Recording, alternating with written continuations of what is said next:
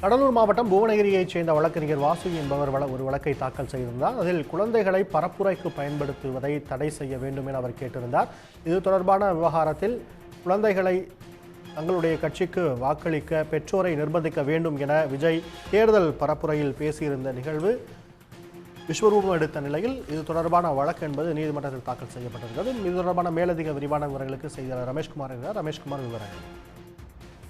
அந்த வழக்கறிஞர் வாசுகி என்பவர் அந்த தாக்கல் செய்த மனுவில் சட்டமன்ற தேர்தலில் அந்த தேர்தல் நடைமுறையில புனிதம், அந்த நடைமுறையினுடைய புனிதம் சமரசம் செய்யப்பட்டுள்ளதாக அவர் அந்த சுட்டிக்காட்டியிருக்கிறார். குறிப்பா பார்க்கும்போது அந்த பிரச்சாரத்தின் போது வாக்காளர்கள் பணப்பட்டுவாடா செய்தது, அதையும் தாண்டி அந்த சிறுவர்களை துறைந்தது என இந்த வாக்காளர்களுக்கு அரசியல் கட்சிகள் செல்வாக்கை செலுத்தியுள்ளார்கள் என்ற அந்த குற்றச்சாட்டை பட்டியலிட்டிருக்கிறார்.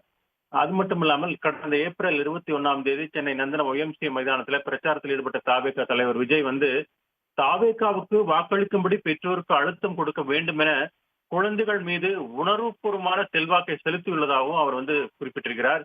இது பரவலாக பத்திரிகைகளிலும் சமூக ஊடகங்களிலும் வெளியானது என்றும், குறிப்பாக மயிலாப்பூர், ஆலங்குளம், திருமங்கலம் உள்ளிட்ட தொகுதிகளில் பணப்பட்டுவாட செய்திகள் நடந்துள்ளதாக அந்த செய்தி வெளியாகினதும் அவர் குறிப்பிட்டிருக்கிறார்.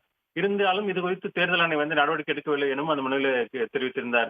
வெற்றி பெற்ற வேட்பாளருக்கு எதிராக தகுதி நீக்கம் செய்ய நடவடிக்கை எடுக்க கோரவில்லை என தெரிவித்துள்ள மனுதாரர் அந்த தேர்தல் நடவடிக்கைகள்ல குழந்தைகள் மீது செல்வாக்கை செலுத்தியது, பணப்பட்டுவாடு உள்ளிட்ட அந்த நடவடிக்கைகள் தொடர்பாக அனைத்து கட்சிகளுக்கு எதிராக சுதந்திரமான விசாரணை நடத்த வேண்டும் என்று கேட்டுக்கொண்டிருந்தார்.